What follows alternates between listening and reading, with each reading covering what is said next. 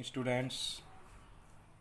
बेटा हमने आपको रचना के आधार पर वाक्य पढ़ाए थे और हमने वाच्य पढ़ाए आपको, और आज हम पद परिचय लेकर आए हैं आपके समक्ष, क्योंकि ये आपकी 10th क्लास में बोर्ड में पूछा जाता है और आपका रियल में सिलेबस भी यही है।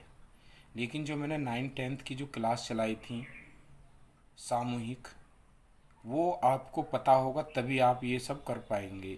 इसलिए मैंने आपको 9th और 10th सामूहिक क्लास चलाई थी, वो भी आपको अच्छी तरह आना चाहिए, तभी आप पद परिचय कर पाएंगे। ठीक है बेटा। और इसके बाद रस जो आपके एग्ज़ाम में आते हैं वो भी पूछे जाते हैं, तो आपके 4 सिलेबस में एक्स्ट्रा हैं। एक्स्ट्रा क्या, रियल में वही हैं आपके जो एग्ज़ाम में आएंगे। रचना के आधार पर वाक्य, और वाच्य नंबर 2, नंबर 3 पद परिचय, और चौथा रस, ये आपके एग्ज़ाम में आने वाले हैं। इन्हीं की आपको तैयारी करनी है। जो 9-10 सामूहिक क्लास चलाई थी वो आपको पूर्व ज्ञान को अंतर मन में निहित करते हुए इस चैप्टर को जो आपको मैं पढ़ा रहा हूँ इसमें उसका पूर्ण उपयोग है। अगर वो आपको आते हैं तभी आप इसको पद परिचय को कर पाएंगे, अन्यथा तो आपको दिक्कत होगी। ठीक है छात्रों। तो आज मैं आपको पद परिचय पढ़ा रहा हूँ। वीडियो नंबर 27 है, और इसके पीछे वाले जितने वीडियो हैं आप मेरी play list YouTube channel play list पर जाकर सारी वीडियोस पीछे की देख सकते हैं, और वो क्रमशः प्ले लिस्ट पर डली हुई हैं। और आगे आज हम वीडियो नंबर 27 आपको पढ़ाने जा रहे हैं, इसको ध्यान से सुनना। सबसे पहले देखिए हम पद परिचय।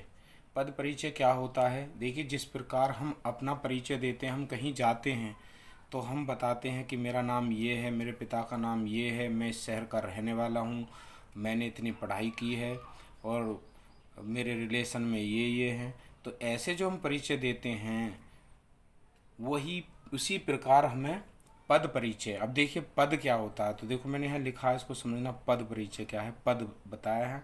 देखिए जो शब्द होता है, कोई भी शब्द है, जब तक कोश में रहता है, कोश यानी डिक्शनरी, शब्द कोश बोलते हैं जिसको, जब तक वो कोश में रहता है तो शब्द कहलाता है, वो शब्द है केवल।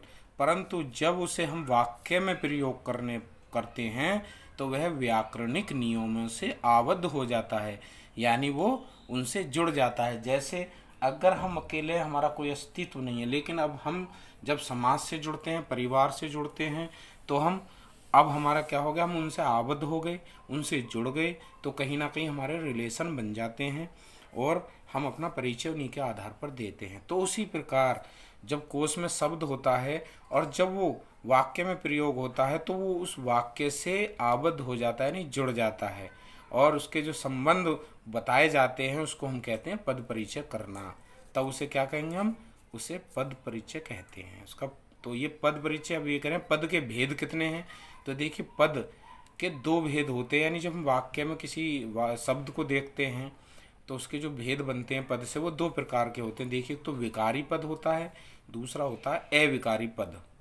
अब विकारी पद क्या होता है, देखिए विकार आ जाना, और अविकारी क्या होता है, जिसमें विकार ना आए, परिवर्तन ना आए। अब मैं सीधी बात करूं तो देखिए विकार किसे कहते हैं। जैसे एक बच्चा है, घर में रहता है, अभी घर से बाहर नहीं जाता है, छोटा बच्चा है, तो उसमें कोई विकार नहीं है, उसे कुछ पता नहीं है दीन दुनिया में, मतलब किस प्रकार से रहते हैं, कैसे बोलते हैं, तो अभी वो विकारी है। लेकिन वो यानी जब वो बाहर निकल जाएगा, अब वो गाली भी सीख गया, गाली देना सीख गया, और झूठ बोलना भी सीखा, और दुनिया भर की बातें, यानी अब उसमें विकार उत्पन्न हो गए, यानी विकार हो गया। अच्छी बातें सीखता है तो भी उसमें परिवर्तन आया है, तो वो विकार कहलाता है। लेकिन अब आगे देखिए अविकारी, यानी जिसमें कोई विकार ना आए, वो जैसा था वैसा ही रहे, कोई परिवर्तन ना हो, उसे हम अविकारी कहते हैं। मैंने आपको समझाने के लिए आपको बात बताई कि विकार और विकारी और अविकारी में क्या अंतर है। अब देखिए कैसे, देखिए विकारी में 4 चीज आती हैं, संज्ञा, सर्वनाम, विशेषण और क्रिया,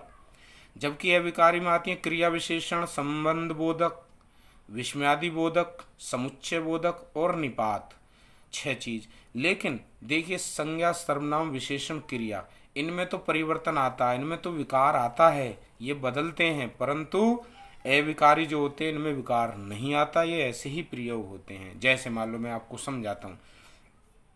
देखिए संज्ञा है, सर्वनाम है, विशेषण है, क्रिया, ये तो परिवर्तन आता है। लेकिन अब देखिए क्रिया विशेषण, ये समुच्चय बोधक या विस्मयादि बोधक, इसमें विकार नहीं आता। जैसे अगर हम कहें राम धीरे धीरे चलता है, तो देखिए धीरे धीरे जो शब्द है वो सीता के लिए भी आएगा, बस के लिए भी आएगा, यानी धीरे धीरे में कोई परिवर्तन नहीं होगा, इसलिए उसको अविकारी कहेंगे। वो हर जगह धीरे धीरे ही उपयोग होगा शब्द, तो इसलिए वो अविकारी है। लेकिन जहाँ परिवर्तन हो जाए वो विकारी कहलाते हैं।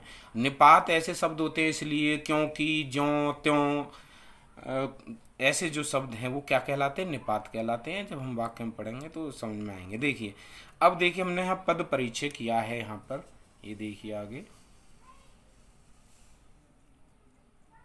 ये पद परिचय देखो कैसे करते हैं। हमने करा पद का नाम, यानी जो पद है उसका नाम बताया, नहीं जो वाक्य लिया हमने, शब्द लिया। और परिचय देने के आवश्यक बातें हमें क्या याद रखनी है, हमें कैसे परिचय देना, वो मैंने यहाँ समझाया। देखिए विकारी में मैंने 4 चीज लिखी, संज्ञा, सर्वनाम, विशेषण, क्रिया। अब देखिए संज्ञा, अब यहाँ में इसमें बताना पड़ेगा संज्ञा में संज्ञा के भेद। तो देखिए 3 होते हैं, व्यक्ति, जाति, भाव मैंने पढ़ा रखे हैं। वचन कितने होते हैं? एक वचन और बहुवचन। लिंग कौन कौन से? पुल्लिंग और स्त्रीलिंग 2 होते हैं। कारक कौन से हैं? आपको पता 8 होते हैं, मैंने यहाँ लिख कर दिखाया, जबकि मैंने पिछले वीडियो में बनाए हैं, उनको आप देख लेंगे तो अच्छा समझ में आएंगे। लेकिन मैंने आपको बताया, तो क्रिया के साथ संबंध बताना होता है हमें, ये पद परिचय कहलाएगा। अभी मैं आपको एग्जाम्पल दिखाऊंगा तो क्लियर होगा। देखिए आगे सर्वनाम में सेम, सर्वनाम के भेद कितने हैं तो आपको पता है 6, पुरुष, निश्चय, अनिश्चय, प्रश्नवाचक, निजवाचक और संबंधवाचक। अब पुरुष में जो होता है पहला वाला पुरुषवाचक में, तो इसे 3 भागों में बांटा, उत्तम, मध्यम और अन्य, ये मैंने आपको समझा रखा। लिंग आपको पता है, लिंग 2 होते हैं, वचन 2 होते हैं, क्रिया के साथ क्या संबंध है ये भी हमें पता होना चाहिए। ठीक है, आगे विशेषण की बात करें तो विशेषण के भेद आपको पता है 4 होते हैं, गुणवाचक, परिमाणवाचक, संख्यावाचक और सार्वनामिक विशेषण। ऐसे लिंग आ गया इसमें भी, वचन आ गया इसमें भी, और विशेष से। ठीक है, आगे देखिए क्रिया, क्रिया के भेद कितने? 2, अकर्मक, सकर्मक, इसमें भी लिंग आ गया, वचन आ गया, पुरुष आ गया, काल आ गए, काल कितने? 3 होते हैं, भूतकाल, वर्तमान काल और भविष्य काल। वाच्य मैंने पढ़ा दिए 3, कृतवाच्य, क्रमवाच्य, भाववाच्य। अब कर्ता क्रम का संकेत, इसमें कर्ता और क्रम का संकेत दिखाया जाएगा, तभी क्रिया का पता चलेगा। तो ये आपको समझ में आ गया होगा, मैं समझता हूँ, क्योंकि आपने पढ़ा है पहले, इनको जानते हैं। अब बाकी तो एग्जाम्पल में समझाऊंगा तब क्लियर हो जाएगा। देखिए अब अविकारी मैंने बताया था, जो अविकारी में यानी अव्यय बोलते हैं जिसमें परिवर्तन ना हो।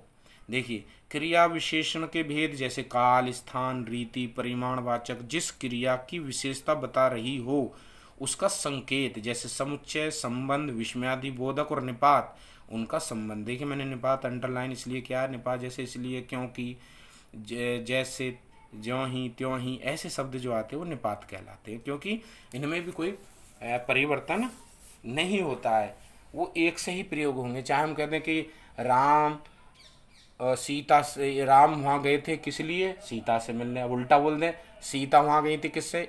इसलिए राम से मिलने। तो इसलिए में तो परिवर्तन नहीं हुआ ना, इसलिए इनको निपात कहते हैं। ठीक है बेटा, अब आगे देखिए। अब मैंने यहाँ पर एक एग्जाम्पल लिया है, इस एग्जाम्पल को ध्यान देना, और मैंने रेड पेन से आपके समक्ष ये मैंने आपके सामने लिखे हैं। ठीक है, इसको ध्यान से समझना। देखिए संज्ञा पद परिचय, यानी अब मैंने संज्ञा के बारे में बताया। जैसे देखिए एग्जाम्पल, सीता कक्षा में बैठी है, तो देखिए सीता क्या है? संज्ञा है। कक्षा क्या है? संज्ञा है। अब देखिए इसका हम पद परिचय कैसे देते हैं, ध्यान से समझना। देखो सीता है, संज्ञा, सीता क्या है? संज्ञा। और कौन सी संज्ञा है? व्यक्तिवाचक संज्ञा। लिंग कौन सा है? स्त्रीलिंग। वचन एक वचन। कर्ता कारक, बैठी है क्रिया की कर्ता है, यानी बैठी है जो शब्द है वाक्य में जो बैठा बैठी है, तो क्या है ये? क्रिया, यानी कर्ता, यानी क्रिया की कर्ता, यानी क्रिया क्या? बैठी है तो क्या है? कर्ता कौन है? सीता, क्योंकि सीता के बारे में बताना हमें ये दे रखा है यहाँ, तो हम इस प्रकार से बताएंगे। तो अब देखिए यहाँ समझ में आ गया होगा। अब आगे देखिए कक्षा को भी सेम ऐसे ही। अब कक्षा कौन सी है? संज्ञा है, लेकिन कौन सी? जातिवाचक। लिंग कौन सा है? स्त्रीलिंग। वचन कौन सा है? एक वचन। और अब इसे कारक में देखें तो अधिकरण कारक है, क्योंकि क्या? कक्षा में तो मैं और पर आता है तो ये अधिकरण कारक हो गया। अब ये कह रहे हैं बैठी है, तो क्रिया से क्या है, ये कक्षा जो जुड़ी हुई है, बैठी है, कहाँ बैठी है, कक्षा में। तो देखिए इस प्रकार से हमको इसका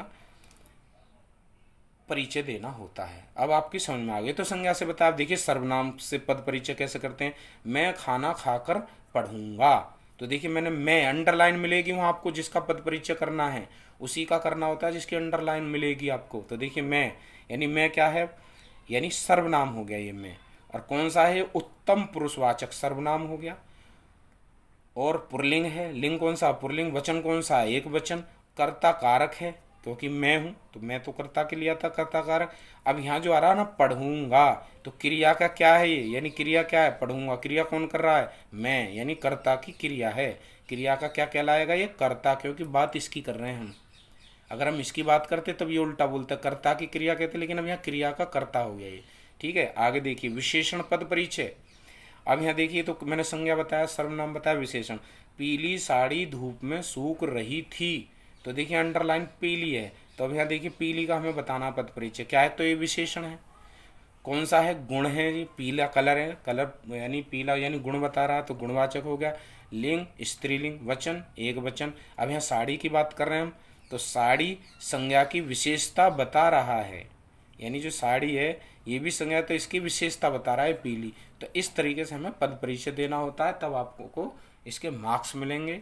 और अगर ये आपने समझ लिए तो आप किसी भी वाक्य में कोई शब्द दिया जाएगा उसका पद परिचय करना। ये ध्यान रखना, जब हम किसी शब्द का पद परिचय देते हैं तो वाक्य को, पूर्ण वाक्य को देख कर देते हैं, क्योंकि वो वाक्य से जुड़ चुका है शब्द। ठीक है बेटा, अब हम आगे और दिखाता हूँ मैं, ध्यान से देखिए। क्रिया पद परिचय, यानी मैंने संज्ञा सर्वनाम विशेषण बता दिया। अब चौथा है क्रिया पद परिचय। ये मैं आपको बता रहा हूँ विकारी, जिनमें परिवर्तन आता है। इसके बाद मैं विकारी बताऊंगा। तो देखें, लड़कियां बातें कर रही हैं, तो देखिए क्रिया पर बात की जा रही है, यहाँ पर कर रही हैं। तो देखिए क्या कर रही हैं, इसमें क्या है, पहली बात तो क्रिया है। कौन सी क्रिया है, अकर्मक है, क्योंकि हमें ये नहीं पता लग रहा बातें तो कर रही हैं, क्या बातें कर रही हैं, तो इसलिए अकर्मक क्रिया है। और कर रही हैं इस समय, यानी वर्तमान काल है। काल कौन सा है, वर्तमान काल। और ये क्या है, लिंग स्त्रीलिंग है, क्योंकि कर रही हैं, कर रहा तो है नहीं। वचन क्या है, बहुवचन, यानी बहुत सारी बातें कर रही हैं। आगे क्या है, कृतवाच्य, क्योंकि लड़कियां करता, तो कृतवाच्य हो गया। और लड़कियां कर्ता की क्रिया हो गया, यानी जो लड़कियां हैं ये क्या है, कर्ता की क्रिया कर रही हैं, क्योंकि कर रही है पूछा है, तो ये आपकी समझ में आ गया होगा। ठीक है बेटा, अब हम बात करते हैं अविकारी, जिसमें परिवर्तन नहीं होता है। थोड़ा वीडियो लंबा हो रहा है, लेकिन कोई बात नहीं बेटा, इसको अच्छी तरह एक दो बार वीडियो देखेंगे तो आपको क्लियर हो जाएगा। इसलिए मैंने रेड से लिखा, आपको रेड से नहीं लिखना है, आपको ब्लू पेन से ही इनको लिखना है। मैंने तो समझाने के लिए, क्योंकि फिर मिक्स हो जाता, क्लियर नहीं हो पाता, इसलिए आपको क्लियर हो जाएगा, इसलिए इसको मैंने रेड पेन से लिखा है। देखिए अब आगे, अब यहाँ है क्रिया विशेषण पद परिचय। इसमें कोई परिवर्तन नहीं होगा। जैसे गीता धीरे धीरे चल रही थी, तो देखिए धीरे धीरे, अगर यहाँ गीता आ गया, राम आ जाए, तो राम भी धीरे धीरे चल रही नहीं रहेगा, चल रहा था, लेकिन धीरे धीरे में परिवर्तन नहीं हुआ, इसलिए इसको अविकारी कहा जाता है। ठीक है, अब देखो यहाँ धीरे धीरे क्या है, क्रिया विशेषण है, रीतिवाचक है, क्योंकि रीति है, क्योंकि धीरे धीरे ही ये है, सभी के लिए रीति में बना हुआ है, इसलिए इसको रीतिवाचक कहा है। अब चल रही है, तो क्रिया की रीति की विशेषता बताया जा रहा है। जल्दी जल्दी होता तो भी वो भी आता, वो जल्दी जल्दी होता, उसमें भी कोई परिवर्तन नहीं होता, लेकिन वो भी एक रीति है, जल्दी जल्दी चलना, धीरे धीरे चलना। ठीक है, आगे देखिए संबंध बोधक पद परिचय। अब इसमें कह रहे हैं सीता के बदले गीता मेरठ चली गई, तो देखिए यहाँ सीता के बदले में कौन गई, गीता के बदले। अब इस पर अंडरलाइन है, तो के बदले को क्या करेंगे, एक तो संबंध बोधक हो गया, क्यों, क्योंकि उसके बदले गई है सीता के। फिर विनिमय वाचक हो गया, विनिमय क्या कहते हैं, आदान प्रदान, यानी उसकी जगह हो जाना। आगे देखिए सीता और गीता में क्या, संबंध सूचक हो गया ये के बदले, क्योंकि संबंध सूचक बता रहा, क्योंकि सीता के बदले गीता गई है। क्लियर हो गया होगा। आगे समुच्चय बोधक पद परिचय। इसमें अनीता बीमार थी इसलिए विद्यालय नहीं आई, तो अब देखिए इसमें इसलिए शब्द आ गया, ये भी देखिए परिवर्तन नहीं होता। अब देखिए इसलिए समुच्चय बोधक हो गया, तो ये यानी अनीता बीमार थी इसलिए विद्यालय नहीं, यानी समुच्चय, यानी जोड़ना इसको। अरे क्या परिणाम दर्शक, यानी परिणाम बताया, क्यों परिणाम बता रहा ना इसमें, क्योंकि वो बीमार थी इसलिए नहीं आई। अब समानाधिकरण, समानाधिकरण भी है क्योंकि वो बीमार थी तभी नहीं आई, अगर सही होती तो आई जाती। आगे अब देखिए इसमें अनीता बीमार थी और विद्यालय नहीं आई, ये दो वाक्य कह रहे हैं। देखो अनीता बीमार थी एक वाक्य हो गया, दूसरा विद्यालय नहीं आई। अब इन दोनों वाक्यों को क्या कर रहा है, यानी ये दोनों उपवाक्य हैं और इन दोनों को जोड़ने का कार्य किया गया इससे, इसलिए से। आगे परिणाम स्पष्ट करना, इसलिए लगाकर इससे परिणाम जो बात कह गई है उसे स्पष्ट कर देना, यानी क्लियर कर देना। आगे 8वां है विस्मयादि बोधक पद परिचय। ये क्या है, वाह क्या चीज है, तो विस्मयादि बोधक शब्द होते हैं ये वाह, तो देखो वाह कह दिया, तो ये क्या है, एक तो विस्मयादि बोधक है और प्रसन्नता सूचक है, यानी हम किसी चीज को देखकर बड़े खुश हो रहे हैं तो प्रसन्नता सूचक हो गया।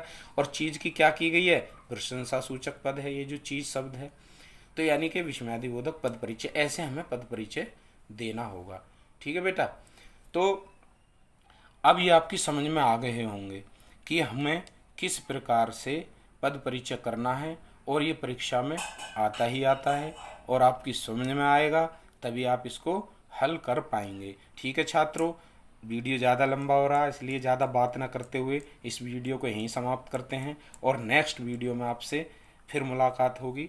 ठीक है छात्रों, आपका बहुत बहुत धन्यवाद वीडियो सुनने के लिए।